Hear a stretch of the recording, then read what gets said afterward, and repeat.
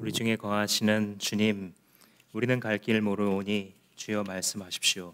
저희들이 그 길을 따르겠습니다. 예수님 이름으로 기도합니다. 아멘. 복음을 전하려고 하다가 고난을 당하면 어떻게 해야 될까? 이런 물음을 갖고 계신 분이 혹 있으십니까? 내가 영혼 구원하려고 하다가 어려운 일을 만나게 되면 어떻게 반응해야 될까? 이러한 갈급함을 갖고 계신 분이라고 한다면 오늘의 말씀이 바로 당신에게 주시는 하나님의 말씀인 줄로 믿습니다. 내가 다른 것이 아니라 나도 이제는 주님을 위해서 살아보고 싶고 주님이 꿈꾸셨던 일들, 특별히 한 영혼을 바라보는, 주님이 잃어버리시는 그 영혼을 위해서 살려고 했는데 경제가 어려워지거나 혹은 그 사람과 만나는 과정에서 수치스러운 경험을 하게 되거나 개인적으로 어려운 일을 당하게 될 때 어떻게 해야 될 것인가?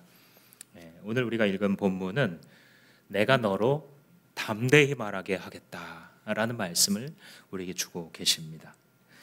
사실 오늘 본문에는 두 가지 종류의 담대함이 나타나고 있습니다. 하나는 종교 권력자들의 담대함입니다. 그리고 다른 하나는 사도들과 함께하는 예수 공동체의 담대함, 이 두 가지가 대비되어서 나타나는데, 이 종교 개혁자들이 가만히 생각해 보면 어쩌면 그렇게 하나님을 대적하는지 용기가 가상합니다. 조금 다른 의미로 어떻게 자기들이 섬긴다라고 입으로는 말하는 그 하나님을 정면으로 대적하는 일을 이렇게 집요하게 할 수 있는가? 왜 그러냐면 사람은 인생이 해석입니다. 사람의 인생은 해석에 달려있다고 해도 과언이 아니에요. 자기 해석에 빠져 있으면 이렇게 됩니다. 우리가 굉장히 두려워해야 될 것 중에 하나가 뭐냐면, 내가 예수를 믿은 후에 내가 가지고 있었던, 나를 늘 절망과 어둠으로 이끌고 있었던 가치관의 집이 파괴되지 않고 있으면 우리는 우리가 만든 해석을 끊임없이 만들어냅니다. 교회 다니면서도 자기의 해석을 끊임없이 만들어내고 그 해석 속에 갇힌 삶을 살게 됩니다. 그게 당시 종교주의자들의 함정이었어요.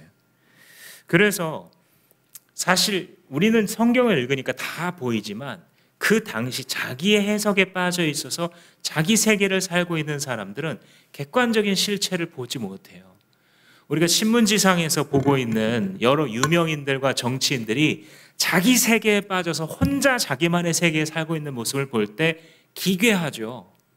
그런데 그 기괴함은 그 특정 사람에게만 있는 것이 아니라 우리가 우리의 세계관에 아직도 갇혀 있고 우리의 생각을 부수시고 들어오시는 하나님의 거룩한 점령이 우리의 삶에 일어나지 않으면 우리가 항상 빠질 수 있는 그런 함정입니다. 그래서 이 사람들은 함부로 전도자들을 대해요. 아니, 전도자가 누군 줄 알고 함부로 이렇게 전도자들을 대하는데, 이러한 담대함은 사실 육신적인 담대함입니다. 우리가 세상 살아갈 때 굉장히 자신 있는 분들이 있어요.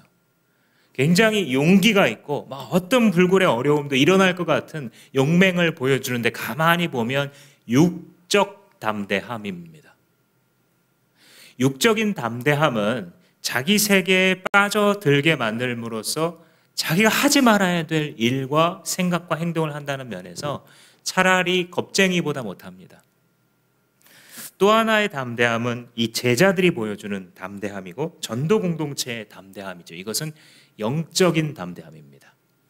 이 사도들이 지금 위협을 당했다가 다시 회복하는 과정에서 무슨 일이 벌어지냐면 하나님의 실체 앞에 섭니다.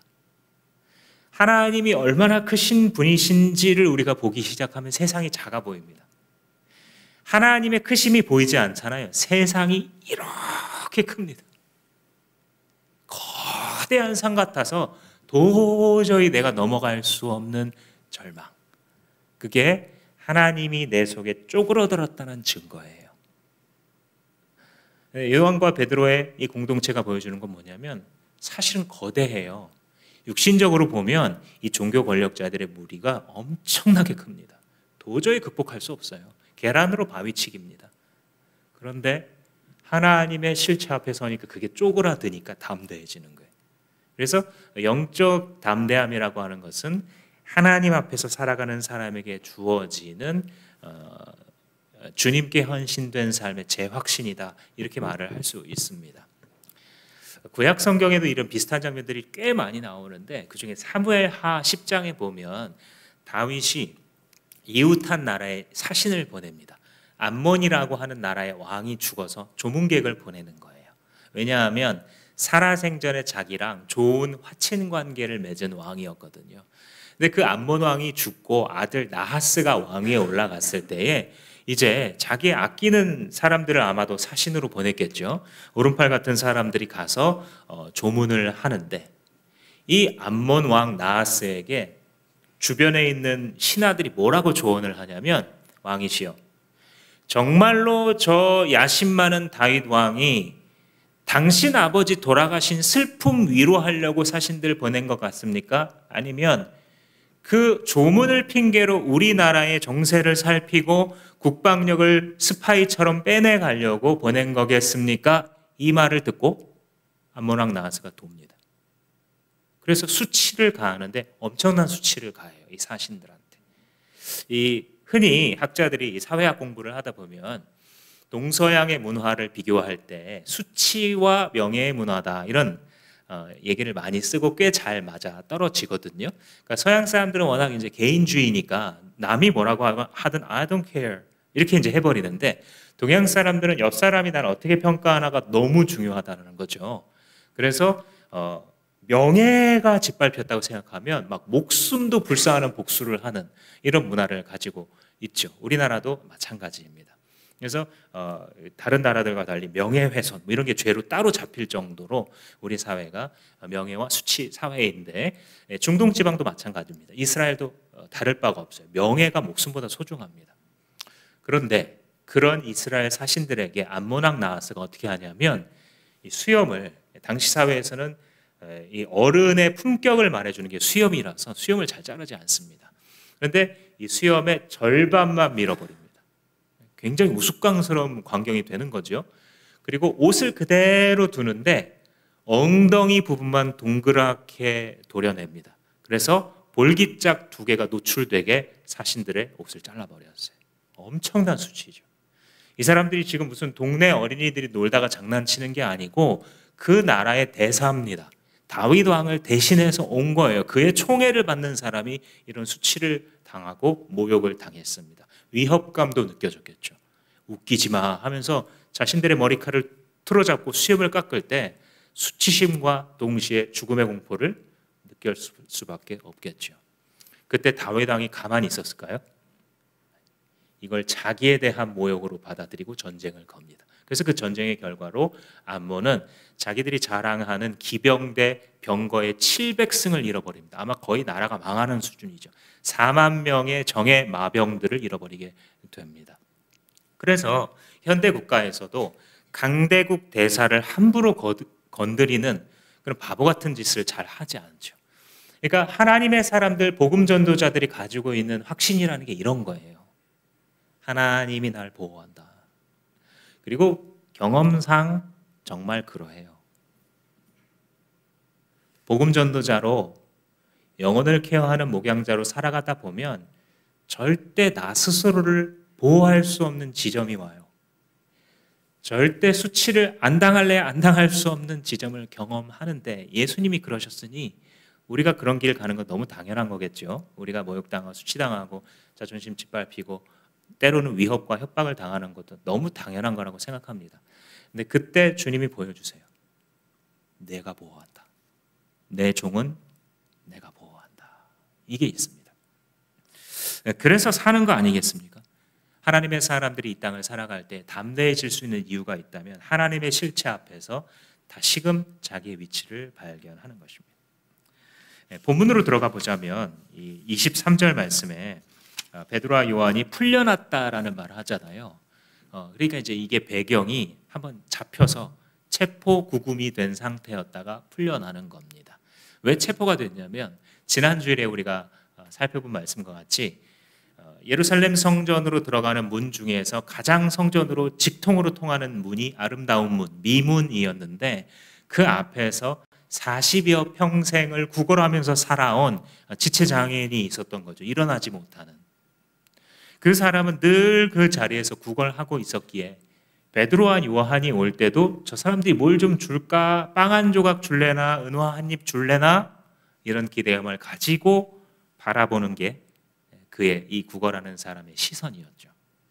그러니까 이 사람은 자기가 뭘 구해야 될지도 모르는 사람이에요. 그렇게 구해서 은화 한 입, 빵 한 조각 얻으면 사실상 어떻게 됩니까? 결과가? 그 빌어먹는 삶을 지속하는 거잖아요. 자기가 정말 이루어지기를 바라는 목표가 이와 같이 무지한 거예요, 인생들은. 오랫동안 바래요, 그게 이루어지기를. 이것만 되면 소원이 없겠다라고 생각할 정도로 그거를 막 밤에 꿈꾸면서까지도 고민하고 됐으면 좋겠다, 노심초사하는 그게 바로 뭐냐면 빌어먹는 인생을 지속하겠다는 거예요. 응답이 되더라도. 기독교인들도 기도를 이렇게 할 때가 너무 많아요. 이 안에 있는 쓰레기 같은 세계관이 무너지지 않으면 우리가 기도한다는 것조차도 사실은 구걸하는 인생에 불과할 수 있는 거예요. 그래서 이 40년 동안 구걸하는 사람의 시선은 항상 육적인 거에 있었는데 그 앞에 다가왔었던 베드로와 요한의 시선은 영적인 시선이었죠. 그래서 그 영혼을 꿰뚫어 봅니다. 예수가 없는 자이구나. 예수님이 진짜 필요한 사람이구나 라는 것을 알고 그에게 나가서 말하죠. 은과 금은 우리에게 없거니와 내게 있는 것으로 너에게 주니 곧 나사렛 예수의 이름으로 일어나 걸어라 하고 말하고 손을 붙잡아 일으키죠. 그 안진뱅이가 일어나서 뛰고 걸으며 하나님을 찬양하고 사도 베드로와 요한의 동역자가 됩니다. 거기서 찬양하고 같이 복음 전했겠죠. 같이 복음 전도자의 팀이 되었을 것입니다. 그러니까 이 일이 예루살렘에 센세이션이 일어나게 되고 많은 사람들에게 퍼지게 됩니다. 성경의 기록에 따르자면 이런 놀라운 일이 벌어지니까 동네 사람들이 다 아는 거예요. 저 사람 몇십 년간 저기서 빌어먹고 구걸하던 장애인인데 어떻게 저렇게 뛰어다니면서 찬양 부를 수가 있느냐? 도대체 누가 저렇게 했느냐? 그때 사도 베드로가 설교를 하죠. 너희들이 잡아 십자가에 못 박아 죽인 예수의 이름이 이 사람을 고쳤다. 예수는 죽으심으로 끝난 게 아니라 다시 부활하셔서 우리의 주인이 되셨고 오늘날 너희들도 회개하여 영생을 선물로 받을 수 있다라고 설교를 했을 때 하나님의 은혜로 수많은 사람들이 동시다발적으로 예수님을 믿고 회심합니다. 당시의 기록, 이 사도행전의 기록으로는 남자만 5천 명이 회심했다. 가족 단위를 생각하면 몇만 단위가 되는 것이죠. 있기 굉장히 힘든 일이 지금 벌어지는 겁니다. 왜냐하면 그렇게 회심이 부글부글 일어나면서 퍼져나가고 있을 때 베드로와 요한은 사실 어디에 있었냐면 감옥 바닥에 있었어요. 왜냐하면 사회적인 소동이 벌어지니까 그 사회의 헤게모니를 들어 쥐고 있었던 유대인 종교 권력자들이 위기감을 느껴서 이 사람들 잡아 가두는 거예요. 너네들 도대체 누구 이름과 누구 권세로 이런 일을 하느냐라고 물어봅니다.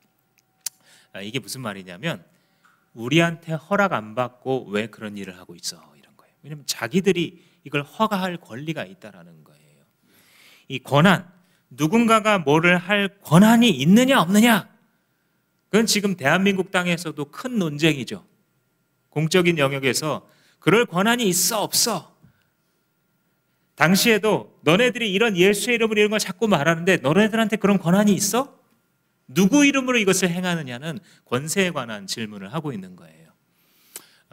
당시에 이 베드로와 요한을 잡은 것을 누가가 뭐라고 기록하고 있냐면 당시에 있는 이 성전 경비대장과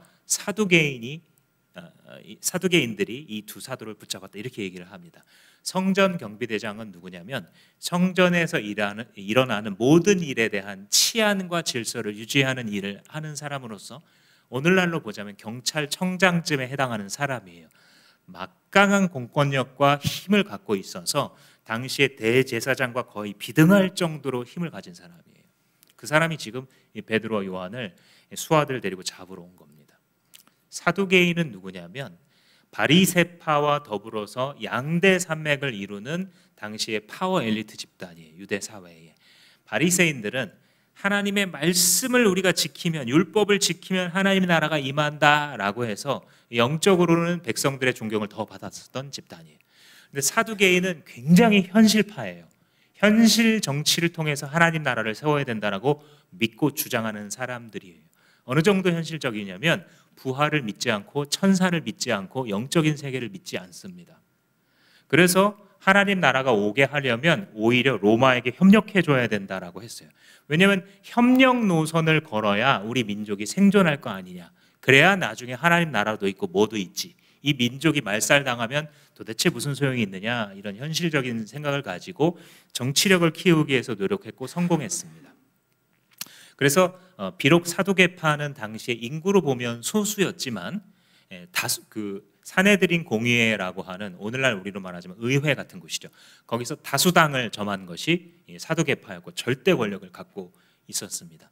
근데 오늘날 우리가 생각하는 의회랑은 달리 행정권과 사법권, 종교적인 처리권까지 다 갖고 있는 사람들이었기 때문에 이 사두개인들의 위세는 어마어마한 것입니다. 거기에 이제 대제사장까지 붙어가지고 이 두 사도를 체포했어요. 그러니까 한번 생각해 보세요. 이 사도들이 어느 정도의 위협을 느꼈을지 한번 생각해 보세요. 물론 사도들이 성령을 받았기 때문에 호락호락하게 넘어가지는 않았어요. 니네들이 도대체 누구의 이름으로 이런 일을 하느냐 했을 때 우리는 너희들이 죽고 너희들이 죽였고 다시 살아난 예수의 이름으로 우리는 이 일을 행한다고 똑같은 그 증언을 잡혀간, 체포돼서 수사받고 있는 중에 그런 증언을 하는 겁니다. 대단한 거죠, 사실은. 있을 수 없는 일인데도 그런 말을 해요. 근데 사람들이 이제 분해가지고 이 종교 권력자들이 사실상 죄가 없잖아요. 그러니까 어쩔 수 없이 풀어주면서 하는 말이 뭐냐면 다시는 이런 거 가르치지 마라. 다시는 예수의 이름, 부활 이런 거 말하지 말아라. 동요가 일어나고 우리 사회를 어지럽히는 일을 하면 너네들 큰일 날 거야 하고 딱 위협해서 내쫓으려고 할 때 사도들이 또 받아치면서 나옵니다. 당신들이 하는 말을 따르는 게 옳은지 아니면 하나님의 말씀을 따르는지 어떤 게 옳은지 판단해 보십시오. 이렇게 말하고 당당히 걸어 나와요. 멋있죠. 주님을 신뢰하는 겁니다. 그렇지만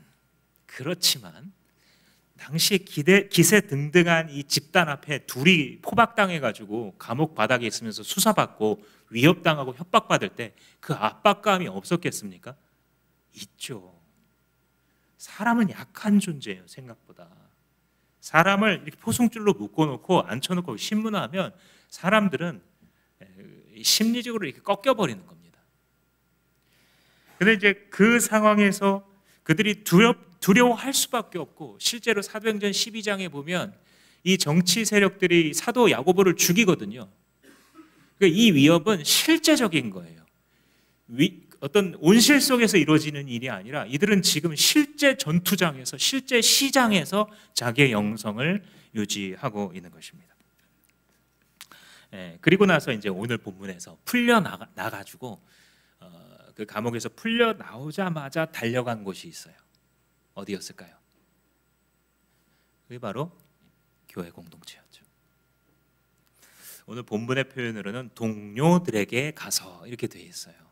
이 동료라는 말은 원래 원어를 직역하자면 자기들의 무리에게로 돌아갔다 이렇게 되어 있어요.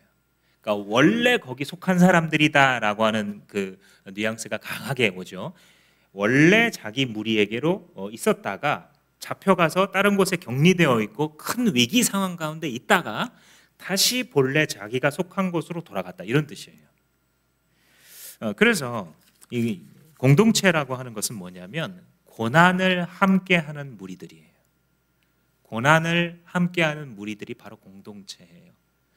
어려움을 당하잖아요. 그러면 다시 공동체의 품으로 돌아가고 싶은 거예요. 석방되자마자 어디로 달려가냐면 공동체의 품으로 달려가는 거예요. 여기서 우리가 깨달을 수 있는 중요한 신앙생활의 원리가 있습니다. 그것은 무엇이냐면 함께 해결한다는 거예요. 한번 따라해 볼까요? 함께 해결한다. 주님을 믿는 사람들은요, 함께 해결하는 거예요. 무엇을? 자기의 문제를, 자기가 당하는 어려움을, 자기가 주님 위해서 살려고 하다가 자기를 넘어지게 한 모욕과 수치와 문제와 위협들을 함께 해결한다는 특징을 갖고 있어요. 이것은 무엇의 반대말일까요? 함께 해결한다의 반대말은 뭘까요? 혼자서 해결하려고 한다의 반대말인 것을 기억하십시오. 여기서 빠져나오지 못하는 신앙인들을 저는 꽤 봤습니다. 신앙인이 이 세상에서 살아가다가 실패하잖아요. 그러면 스스로를 고립시키면 안 됩니다. 함께 해결해야 돼요. 이 삶 공부하다 보면 군대가 싸운다 이 말 나오죠. 이 말은 뭐냐면 전쟁은 군사가 하는 게 아니에요. 군병이 전쟁을 하는 게 아니라 군대가 전쟁을 하는 겁니다. 한 사람이 아무리 유능한 전투 실력을 갖고 있어도 전쟁을 혼자 이길 수는 없죠. 군대가 대우를 갖춰서 하나가 됐을 때 이길 수 있는 것처럼 우리가 영적 싸움을 싸우는 사람들이라고 주님은 말씀하셨어요. 그죠? 너희들의 씨름은, 우리의 씨름은 혈과 육을 상대하는 것이 아니라 하늘에 있는 악의 영을 상대함이라. 즉 영적인 전쟁이 진짜 핵심이다라고 말했어요. 어려움을 당했을 때 그 너머에 있는 영적인 전쟁을 볼 수 있어야 돼요. 근데 그것을 잘 싸우려면 혼자 고립되면 절대 안 돼요. 마귀는 신자가 혼자 고립되게 만들면 게임 끝난 거예요. 자기가 이긴 거예요. 이게 이미. 사람은 생각보다 굉장히 약해요. 혼자서 막 모든 것을 이겨낼 수 있을 것 같잖아요. 그렇게 할 수 있는 건 예수님밖에 없다는 사실을 기억하세요. 혼자서 모든 세상과 마귀의 시험을 나에게 오라 하고 이겨낼 수 있는 사람은 아무도 없어요. 이 부분을 착각하면 안 돼요. 공동체가 이기는 이유는요, 우리가 예수의 몸이잖아요. 홀로는 그지없이 약한데 함께 똘똘 뭉치면 예수의 능력이 비슷하게 나타나요. 그래서 못 이길 시험이 없는 거예요. 교회 공동체가 하나 되면 이것만큼 강한 게 없어요. 목장 공동체가 똘똘 뭉쳐서 기도하면 이루지 못할 일이 없어요. 왜냐하면 이게 예수가 현존하는 걸 거의 버금가는 거예요. 예수의 몸이라고 부르기 때문에 예수의 능력이 함께 나타납니다. 그런데 혼자 고립되면 어떻게 돼요? 그지없이 약한 자기 실력 그대로 있는 거예요. 오래 못 갑니다. 반드시 넘어지게 되어 있습니다. 반드시 흘러 떠내려 가게 되어 있습니다. 그래서 기억하십시오. 주님을 위해서 살려고 하다가 어려움을 부닥쳤다. 수치와 모욕과 협박을 당했다. 그런 상황에서 함께 해결해야 되겠구나라는 사실을 기억하십시오. 공동체와 함께 가십시오. 절대 고립되지 마세요. 전도를 할 때도요, 여러분 내가 다가가야 될 VIP들 있잖아요. 공동체를 통해서 응답받으세요. 내 생각에는 처음에 이제 이런 걸 경험할 때는요, 내가 그때 이렇게 말 안 해, 이렇게 말해서 이 사람이 마음을 닫았구나. 이렇게 말 안 하고 이렇게 말했으면 왔을 텐데. 그때 만나가지고 이거 먹어가지고 이렇게 됐구나. 그때 밥 안 먹고 커피를 마실 걸. 이것 때문에 안 되는 것 같잖아요. 그렇지 않습니다. 개인의 실력과 상관없어요. 전도는. 주의 영이 하시는 거예요. 사람의 영의 마음의 눈을 여는 것은 우리가 할 수 있는 일 아니에요. 실수해도 괜찮아요. 너무 걱정하지 마세요. 우리 원래 약해요. 그런데 공동체와 함께하면 강하기 때문에 공동체를 통해서 전도를 응답받으시기 바랍니다. 심지어 여러분들 사업할 때도요, 공동체를 통해서 늘 응답받으세요. 이게 비즈니스라는 게 내 신앙과 별도로 자꾸 보이거든요. 실제로 보면 모든 구성 요소가 겹치는 게 없어요. 그러니까 당연히 상식적으로 좀 이거 별개로 생각하는 게 맞는 것처럼 자꾸 그런 생각이 들거든요. 지나가면서 한번 보세요. 신앙인으로서 직결되어 있어요. 우리의 일터라는 것이 일터를 따로 살도록 하나님이 부르시고 예수 믿는 길을 따로 하도록 부르셨다면 성경에 그렇게 써놓으셨을 거예요. 명확하게. 근데 그렇지 않으시고요. 이게 다 주님의 세계래요. 이게 다 주님의 추수밭이래요. 그리고 우리는 그 추수밭으로 보냄받은 일꾼들이래요. 그래서 사실은 시장과 성전은 하나예요. 비즈니스와 전도는 사실 하나예요. 그래서 우리가 이 삶을 살아갈 때에 공동체를 통해서 응답받고 하나님께서는 교회가 하나 되어서 함께 갈 때 그 교회를 통해, 공동체를 통해 응답하는 걸 너무 좋아하시는 것 같아요. 기뻐하세요. 사실 이런 말도요, 너무 우리 일상 언어는 아니기 때문에 일상 언어로 제가 콕 집어서 적용을 해보자면, 여러분, 모든 중요한 일을 목자님이랑 상의하는 습관 가지세요. 내 사업에 대해서, 직장 진로에 대해서 목자님이랑 상의하세요. 왜냐하면 하나님께서 공동체를 통해서 응답하시기를 즐겨 하신다 그랬잖아요. 근데 그 공동체에서 하나님의 뜻대로 가고자 제일 일선에서 기도하고 있는 사람이 누구냐면 그게 목자님이에요. 서툴러 보여도요, 하나님께서 그런 리더십을 통해서 바른 길을 이미 옵션으로 보여주실 때가 정말 많아요. 문제는 우리가 잘못 선택하는 거예요. 저 같은 사람이죠, 사실. 목자님들도 그래서 주님 앞에서 책임감을 가질 수밖에 없어요. 아니, 내가 뭐라고, 어쩔 때는 가만히 보면 정말 순수한 이 목장 식구들이 이 말에 영향받는다는 걸 알게 되거든요. 함부로 말할 수 없게 돼요, 그 다음부터. 평상시에는 나도 상식이 있는 사람이니까 합리적으로 이건 이렇고 저건 그렇지 다 모르는 건 아니에요. 말하는 게 무서워져요, 나중에는. 그래서 기도하게 됩니다. 기도하고 정말 필요한 것 같은 말만 해주게 되어 있어요. 그리고 그냥 바로 듣고 바로 나오지 않고 한참을 기도합니다. 이거 잘못되면 안 되는데 싶어서 주님 앞에서 떨리는 마음으로 기도하다가 이쪽이 아닌가 싶어서 그제서야 꺼내는 거예요. 하나님께서 이렇게 놀랍게 동역하게 하실 때가 너무 많은 것을 경험합니다. 사도들도, 하물며 사도들도요, 와서 이 석방 되자마자 공동체에 가서 막 이 얘기를 하는 걸 보시면 얼마나 이 공동체를 통해서 하나님께서 응답하시고 이끌어 가시는 걸 좋아하시는지 알 수 있습니다. 두 번째로는 한 마음으로 기도하라라는 것을 주님께서 가르쳐 주십니다. 한번 따라해 볼까요? 한 마음으로 기도하라. 첫 번째는 공동체와 함께 해결하라, 이걸 이제 보여주죠. 두 번째로는 함께 해결한다는 그게 뭐냐? 제일 중요한 것은 한 마음으로 뭉치는 거예요. 그때 주님이 들으세요. 23절의 이 하반절 보시면요, 대제사장들과 장로들이 한 말을 낱낱이 일렀다. 낱낱이 일렀다. 이게 뭐랑 비슷하냐면 애가 밖에 나가서 맞고 돌아왔어요. 그래서 엄마한테 혹은 큰 형아한테 쟤들이 나를 지금 나 아무 잘못도 안 했는데 때렸다고, 나를 밀쳐가지고 여기 상처 난 거 보라고, 여기서 피 조금 났다고 그러면서 막 이렇게 눈물을 흘리면서 꼬치꼬치 다 일러 바칩니다. 혼내주라는 거예요. 가서 나한테 이것도 잘못했고 저것도 잘못했고 못된 말도 했고 위협도 했고 나 그래서 밀어서 넘어졌고 꼬치꼬치 다 일러줘. 가서 응징해달라, 이 말을 하는 겁니다. 형님한테 혹은 엄마한테 응징해달라는 거예요. 사도잖아요, 사실은. 베드로와 요한이 사도인데 공동체에 도와서 낱낱이 무슨 얘기를 하냐면 쟤네들이 무슨 말로 우리를 괴롭혔는지, 어떤 협박을 했는지, 우리 어떻게 취급했는지, 그 감옥 바닥에서 어떤 사람으로 우리를 깔아뭉갰는지에 대해서 다 고하는 거예요.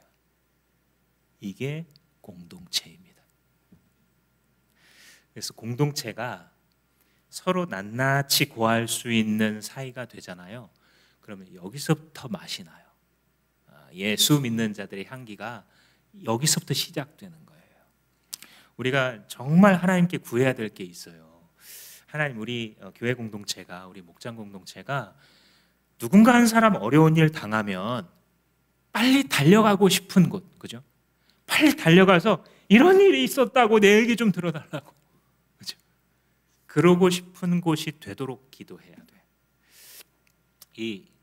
우리가 영혼 권하여 제자 삼는 공동체 비전을 갖고 이렇게 가다 보면 어떤 일들이 이제 자주 나오면 전 세계적인 현상입니다. 저기 어디 인도네시아나 이런 데서 그분들 원주민들이 이런 목장 모임을 할 때도 똑같이 나오는 게 뭐냐면 목자님들이 목장하기 힘들어요, 밥으로 섬기기 힘들어요. 우리가 하는 질문 다 그대로 나옵니다, 이분들도. 근데 똑같이 나타나는 그 공통점이 무엇이냐면 거기 와서 삶을 나누기 시작하면서 우리가 정말 친해졌다, 가족처럼 되었다, 이런 얘기를 해요. 그러니까 핵심 문제는 목장을 섬기는 게 힘든 게 핵심이 아니고요, 그 목장 모임이 재미있는가가 핵심이에요. 매일 모이고 음식을 대접해야 되고 뭐 또 애들 막 뛰어다니면 이거 어떻게 해야 되고 막 좀 방치되는 것도 같고, 이런 걸 가지고 우리는 계속 얘기하거든요. 근데 핵심은 뭐냐면 그런 게 있음에도 불구하고 그 목장 모임 가서 뭔가 느껴지는 게 있느냐, 재미가 있느냐, 이거예요. 재미는 다름 아닌 핵심이 뭐냐면 나눔의 재미예요. 사도들이 그걸 누리고 있고 예수 공동체가 이걸 누리고 있는 거예요. 내가 무슨 말을 해도 들어줄 수 있는 것이에요. 그래서 이제 저도 초반에 많이 한 실수는 뭐냐면, 어떤 소그룹을 인도할 때 누군가가 소그룹에 있는 구성원들이 어떤 어려운 문제를 얘기하잖아요. 그러면 자꾸 답을 주려고 해요. 제가 이러면 목장이 재미없어져요. 목원이 한마디 했는데 목자니나 목녀님이 또 한마디를 막 해줘요. 또 다른 사람이 얘기했는데 또 목장군이 또 한마디 막 해줘요. 재미없어져요. 그 다음부터. 물론 그냥 말하는 건 아니고 그분을 위해서 말해주는 거는 맞아요. 내가 그래도 또 이 목장 식구들보다 또 조금 더 오래 믿었고 지혜도 있고 경험도 있으니까 얼마나 생각나는 게 많겠어요. 근데 이제 이렇게 답을 주는 사람이 많아지잖아요. 그러면 사람은 표현 욕구라는 게 있어서 자기가 있는 그대로 이렇게 쏟아내기 원하는데 자꾸 평가를 하는 듯한 느낌이 들면 재미없어요. 그럼 그 다음부터 어떻게 해요? 진짜는 안 꺼내놔요. 그 자리에서 제일 정말 낱낱이 구하고 싶은 그거는 딱 숨겨두고요, 겉으로 그냥 간단하게 기도해주기 좋은 거, 그런 거 냅니다. 그래서 뭐 아이들 학교 들어가는데 뭐 잘 되게 해달라, 이런 기도 제목 내고 끝마쳐요. 재미없습니다. 그런데 우리가 서로를 신뢰하고 나눔을 할 때 누군가가 어려움을 얘기해 주면 그냥 들어주면 된다 그러잖아요. 그리고 들어주고 말하는 건 누구냐면 비슷한 경험을 해본 사람이 간증하듯이 얘기해 주는, 나도 이럴 때가 있었는데 내가 그때 기도하면서 좀 마음이 바뀐 경험이 있다 하고 자기가 경험한 바를 나누어 주는 거예요. 그러면 재밌어요. 그래서 목장 모임은 그 안에서 나누어지고 낱낱이 구하고 함께 기도해주고 함께 힘들어해주고 함께 때로는 분노하고 그 모습이 오늘 사도행전 4장에 그대로 나타나고 있죠. 여기서 공동체의 아름다움이 드러나게 되고 한마음 한뜻이 될 수밖에 없어요. 목장 식구가 밖에 세상에서 살다가 얻어 터지고 들어온 거예요. 그 얘기 들어주는 거죠. 낱낱이 얘기하는데, 그리고 함께 반응해주고 기도하는 겁니다. 왜냐하면 그게 바로 공동체니까요. 근데 그렇게 들어주면서 어떤 행위로 연결이 되죠? 오늘 본문에 보면 다 같이 한 마음으로 뭐 해요? 기도하였더라, 이 말이 들어오죠. 한 마음으로 기도했다. 이게 아름다운 공동체의 특징이에요. 특징. 근데 기도할 때 내용을 보면 한 3가지 정도 우리가 배우면 아주 좋을 핵심을 담고 있는데, 첫 번째가 해석이에요. 해석. 두 번째는 의탁합니다. 세 번째는 확신을 갖게 돼요. 이게 기도 중에 일어나는 일이에요. 한 마음으로 똘똘 뭉쳤을 때, 이 공동체 식구들이 한 마음으로 뭉쳤을 때 함께 기도하면 이 3가지가 나타나게 되어 있어요. 첫 번째는 어떤 해석을 하냐면, 이 권력자들이 지금 우리한테 협박을 했는데 이거 헛된 거야, 이런 해석을 합니다. 25절 말씀해 보시면 시편 2편을 인용하면서 어찌하여 이방 민족이 날뛰며 뭇 백성이 헛된 일을 꾀하였는가, 이게 시편 2편인데요. 이걸 자기들한테 적용하는 거예요. 그래서 27절, 사실 헤롯과 본디오 빌라도가 이방 사람들과 한패가 되어서 주님의 거룩한 종 예수를 대적하고 죽였다. 그리고 그 대적을 또 우리한테도 하려고 하고 있습니다. 이런 기도하는 거예요. 흐름이 보이시죠?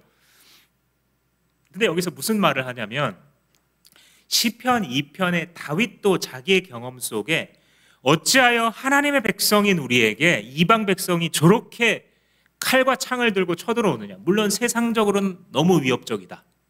그러나 내가 눈을 떠서 실체이신 하나님을 바라보고 나니까 이게 작아 보이는구나. 니네 하는 짓 헛짓거리야. 이렇게 시편에서 노래한 거예요. 근데 그거를 누가? 베드로와 요한의 공동체가 자기들한테 적용하는 거예요. 니네들이 공권력과 입법, 사법, 행정 능력, 종교권 다 가지고 있어? 그래, 굉장히 무서워 보이는 건 사실이네. 그런데 내가 하나님의 크심 앞에 우리가 서보니 니네 헛짓을 하고 있네. 여기에 생각이 미치는 거예요. 신앙생활은 해석이에요. 신앙이 잘못된다는 것은 행위가 있기 전에 먼저 해석에서 오류가 와요. 여러분, 교회 생활할 때 힘든 분들이 있거든요. 뭔가가 안 맞아요. 뭔가 자기 몸에 맞지 않는 옷을 입은 것처럼 신앙생활이 불편할 경우가 어디서부터 문제가 있는 거냐면 해석에서 문제가 있어요. 하나님 앞에 서게 될 때에 믿음의 눈으로 해석할 수 있어야 돼요. 너희들이 기름 부음 받은 주님의 거룩한 종 예수를 거슬러서 대적하고 있는 그 횡포와 준동은 결코 서지 못할 것이다 라고 해석을 해요. 그래서 믿음의 언어가 이 안에서 바뀌어집니다. 이 안에서 원래 생각 속으로 망했네, 끝났다, 이건 이제 그만해야 돼, 이렇게 자꾸 사고가 왔다 갔다 해. 이게 표징이에요. 자기가 예수 믿는 사람인데 자기 마음속에 어떤 언어가 평상시에 왔다 갔다 하는지 한번 점검해 보세요.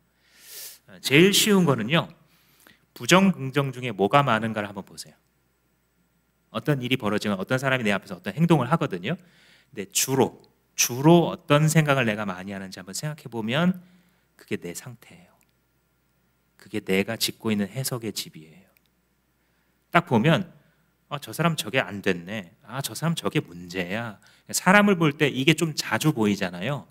잘못된 집을 짓고 있는 거예요. 지금 믿음의 사람에게 어울리지 않는 집이에요. 그런데 항상 그렇다는 건 아닌데 내가 요즘에는 이런 생각도 할 줄 아네? 저 사람 참 힘들겠구나. 내가 그런 사람이 아닌데 왜 이런 생각이 내 머릿속에 들어오지? 저 사람도 예수님이 진짜 필요한데, 저 사람도 우리 교회 한번 와봤으면 좋겠다. 평생 해본 적이 없는 생각이 내 마음속에 자꾸 올라와요. 왜 그래요? 하나님의 실체 앞에 섰을 때, 예수의 이름이 내 가슴에 채워졌을 때 해석이 달라지는 거예요. 저 사람 취직해야 해결되겠구나. 저 사람 뭘 해야 하겠네. 저 사람 어디로 이사 가야 되겠. 이렇게 늘 이런 생각했어요. 근데 그런 것들 못하고 아이고 저기서 또 실수했네. 이게 내 생각의 길이었어요. 내 언어였어요. 그런데 어느 순간부터 예수 믿으면 되는데, 모든 해결책이 예수의 이름에 있는데, 이런 생각이 들어와요. 내가 지금 겪고 있는 이 공동체 경험을 저 사람도 했으면, 이런 생각 막 듭니다. 언어가 사고의 집이다 이런 얘기 하잖아요. 이 속 언어가 매우 중요합니다. 그래서 속 언어를 내가 바꿀 수는 없어요. 여러분 노력하셔도 안 될 겁니다. 근데 그걸 리트머스 시험지로 사용하세요. 내가 지금 어떤 상태에 있을까? 사람과 사건과 사물을 바라볼 때 자꾸 부정 언어가 많이 나오잖아요. 잘못되었다, 안 됐다, 우울하다, 큰일 났다. 이럴 때 하나님 날 불쌍히 여겨달라고 기도하십시오. 하나님, 내 안에 예수의 이름이 가득하지 않은 것을 이런 걸 통해서 발견하게 되는데, 주님, 내 영혼이 필요한 것은 다른 것이 아니라 예수의 이름의 충만입니다. 예수의 이름이 채워지게 하여 주시옵소서라고 기도해야 됩니다.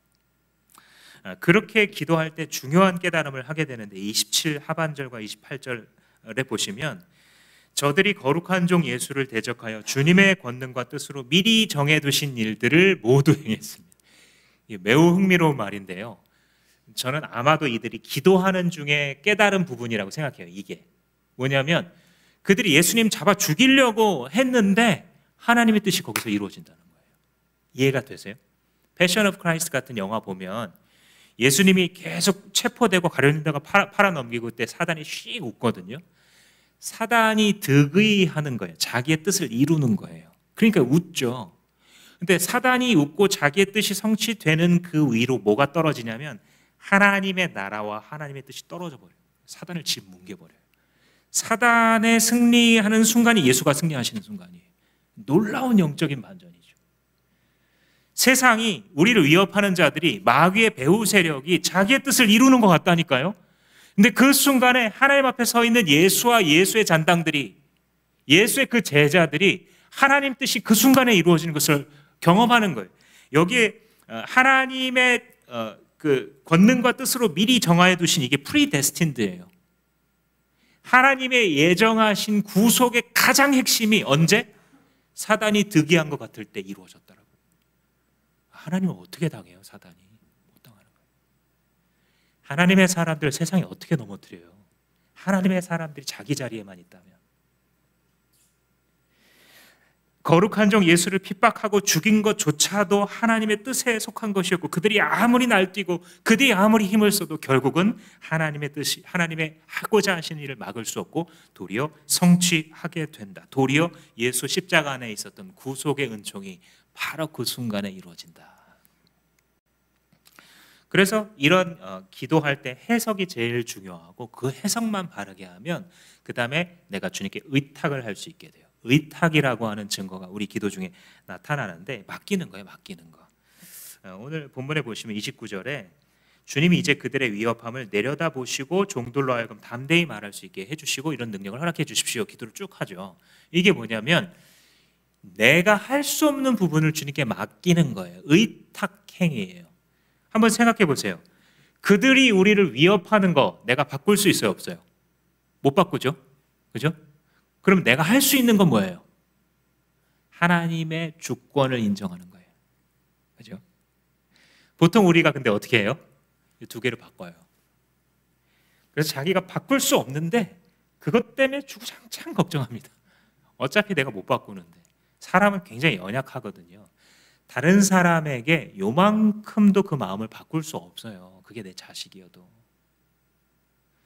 그런데 그 바꿀 수 없는, 내가 할 수 없는 것을 가지고 얼마나 창을 가지고 스스로를 찌르면서 아프게 괴롭히는지 몰라요.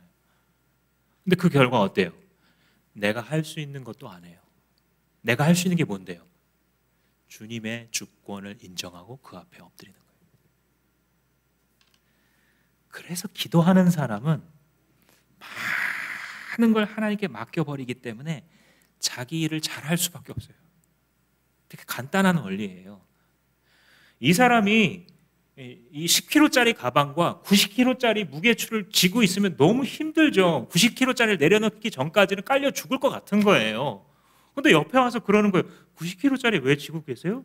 왜 여기 놔두시면 돼요. 그래서 그런가 싶어서 맡기고 의탁하고 10kg짜리 지니까 질만한 거예요. 지고 걸어가요. 학교까지 갑니다. 충분히 올라가요. 그죠? 내가 할 일을 하는 거예요. 의탁하고 내가 할 일, 즉 주님의 주인 되심을 인정하고 하루하루 사는 거예요. 기도하고 주님을 믿는 거예요. 그냥 내가 이룰 수 없는 거 주님이 이루어 주시고. 그래서 믿음의 공동체가 똘똘 뭉쳐서 기도할 때 해석이 바뀌고요, 그 다음에 주님께 의탁하기 때문에 마지막으로 확신이 생기게 되는 겁니다. 그래서 30절 말씀해 보시면, 29절 보시면 주님의 종들이 참으로 담대하게 주의 말씀을 전하게 하시고, 30절에 주님의 능력에 손을 뻗치시어 병을 낫게 해 주십시오. 확신으로 나타나죠. 그래서 해석, 확신, 해석, 의탁, 확신이라고 하는 과정을 통해서 우리의 생각을 주님이 지배하세요. 그러니까 이들이 조금 전까지 엄청나게 위협을 받았는데 여기서 와 하는 그 기도가 터져 나온 게 보이시죠? 영적인 회복의 원리입니다. 벽에 부딪히신 분들, 주님을 위해서 살아보려고 하다가 위협을 당하거나 큰 부끄러운 수치스러운 순간을 당하셨다라고 한다면 공동체와 함께 똘똘 뭉쳐 기도하세요. 한 마음으로 기도할 때 우리는 이런 것들을 경험하게 됩니다. 여기서 참 주목할 만한 게 30절 말씀인데, 30절에 주님께서 능력의 손을 뻗치셔서 병을 낫게 해달래요. 그런데 실제로는요, 손을 내밀고 있는 게 누구예요? 지금 이 전도 현장에서 손을 실제 내미는 건 원래는 누구예요? 이 복음 전도자들 자신들이에요. 자기들 손이에요. 근데 뭐라고 표현해요? 주님의 능력의 손을 뻗치셔서 병도 낫게 하시고 이러저러한 일이 일어나게 해주세요. 뭘 말하는 거겠어요? 복음 전도자가 자기의 손을 내밀 때 하나님의 손이 거기 같이 내밀어지는 거예요. 이것 때문에 가는 겁니다. 복음 전도자가. 우리가 이전에는 그런 생각 해본 적이 없다가 아, 영혼들이 돌아와야 되는구나. 예수님의 마지막 꿈이 이거구나 라는 걸 깨달은 다음에 주님의 뜻대로 해보려고 할 때에 스스로를 굉장히 내가 이것도 못하고 저것도 못하고 이러면 못합니다. 사역 끝까지. 내가 좀 부족해도 하나님 나 쓰시려나 보다. 이걸 믿고요. 기도하고 손 내미는 거예요. 주님이 손 내미세요. 이상한 일이 벌어져요. 자꾸. 사람들이 전혀 그럴 것 같지 않았는데 그 내 손길을 붙잡고 힘을 얻어 일어납니다. 걷고 뛰며 하나님을 찬양한 일이 벌어져요. 그래서 전도자들이 나에게는 아무런 힘이 없지만 주님께서 이루실 건 믿고 그냥 가는 거예요. 내가 할 수 있는 걸 하는 거예요. 그냥 주님이 이루실 때를 확신하고 기대하는 가운데 나가는 거죠. 이렇게 기도를 딱 마쳤을 때 마지막 31절에 땅이 흔들리죠. 세상적으로 우리가 해석해 보자면 지진이 그때 일어났나 보다. 뭐 그럴 수 있어요. 왜냐하면 거기가 이제 아프리카 판과 아라비아 판이 이제 단층지대가 만나는 곳이라서 이렇게 부딪혔을 수 있죠. 그때. 그래서 땅이 흔들려서 지진이 났을 수도 있겠죠. 현대 상식으로 얘기해 보자면. 그런데 기적이 뭐예요? 주님 저들의 위협함을 내려봐 주시고 종들로 하여금 담대히 예수의 이름으로 복음을 전하며 이적을 행하게 하옵소서 하고 기도를 마쳤을 때 땅이 흔들린 거예요. 이게 어떻게 우연이겠어요? 이런 일이 반복해서 벌어져요. 땅이 흔들리는 것은 성경에서 하나님의 임재를 상징해요. 하나님이 이 기도를 기쁘게 받으신 거예요. 이곳에 있는 공동체가 위기의 순간에 한 마음으로 한 그 기도를 하나님이 들으신 거예요. 가장 두려운 순간에 믿음으로 해석한 것을 하나님께서 흡족하게 받으신 거예요. 복음 전파라는 한 가지 목적을 가지고 다른 모든 것들을 평가하고 하나님께 의탁하고자 했을 때에 하나님이 흠양하신 거예요. 이 기도를. 그 증거로서 땅을 흔들었다. 누가가 리포트하고 싶은 게 그거예요. 하나님이 받으시는 기도였다는 거예요. 이 기도가. 그랬을 때 어떻게 돼요? 성령으로 충만해서 담대하게 살아가죠. 복음 전도자의 삶을 이 공동체 전체가 살아가게 됩니다. 비단 베드로와 요한만이 아니라 이 공동체 전체가 증거 공동체로서 담대하게 살아가게 됩니다. 그래서 이 기도 응답을 받잖아요. 그러면 사람이 담대해져요. 그래서 이게 믿음의 선순환을 일으켜요. 응답을 받았으니까 더 담대하게 하나님께 구합니다. 근데 그게 또 응답되잖아요. 그러니까 더 담대해져요. 그래서 하나님의 이름으로 막 사람들이 자기에게 모욕을 주는데도 멈추지 않아요. 이 믿음의 선순환이 기도의 응답 때문에 일어나는 것이고 이게 바로 예수의 이름으로 충만하여 기적이 일어나는 상태, 정상적인 그리스도인과 그의 공동체의 상태인 것입니다.